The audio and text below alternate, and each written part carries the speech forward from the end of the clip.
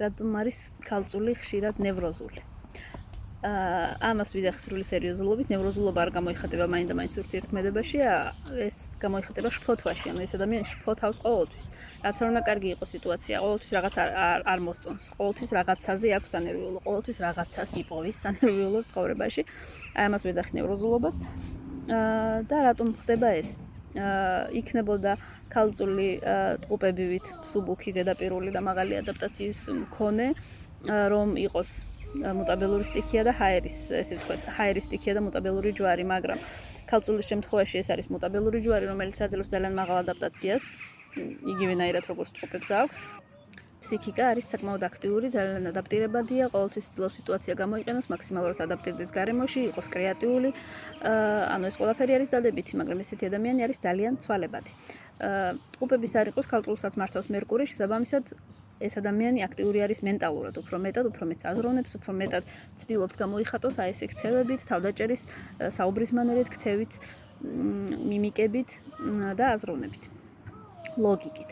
იქიდან გამომდინარე, რომ ქალწული ასევე არის მიწის სტიქია, არის უფრო მეტად პრაქტიკული და უფრო მეტად დამიწებული. შესაბამისად, აი ეს ორი კომბინაცია, როდესაც არის მუტაბელური ჯვარი და მიწის სტიქია, ეს იძლევა ნევროზულობას, რადგან ადამიანი არის თან ძალიან პრაქტიკული და უნდა ყველა სიტუაცია, ყველაფერი გამოიყენოს და მაქსიმალურად, ისე ვთქვათ, კომფორტულად იყოს გარემოში და ამასთან ერთად არის მუტაბელური, არის ძალიან ცვალებადი და აქვს მოთხოვნილება, რომ იყოს ყოველთვის ისეთ სიტუაციაში, როდესაც რაღაც ხდება ყოველთვის, ანუ უფრო აქტიური ცხოვრება სჭირდება ეს ადამიანს.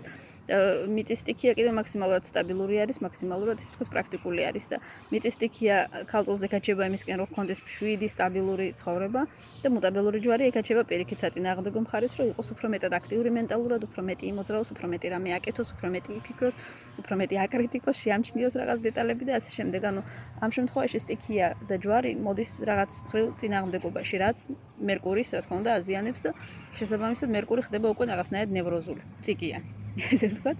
ამიტომაც არ არის ეს გამოგონილი და ვერ ვიტყვით, რომ ეცეთ იძახიან ქალწულზე, რომ ციკიანები არიან, ანუ მოგონილია და ესე არ არის, რეალურად ესე არის, მაგრამ ეს არ გამოიხატება ესე კომუნიკაციაში არ არის ციკიანი და ადამიანთან დამოკიდებულებაში არ არის, ეს არის შინაგანი, ესე ვთქვათ, სიტუაცია, როდესაც თან სტაბილური ადამიანი და თან აქვს მოთხოვნილება, რომ იყოს აქტიური მენტალურად.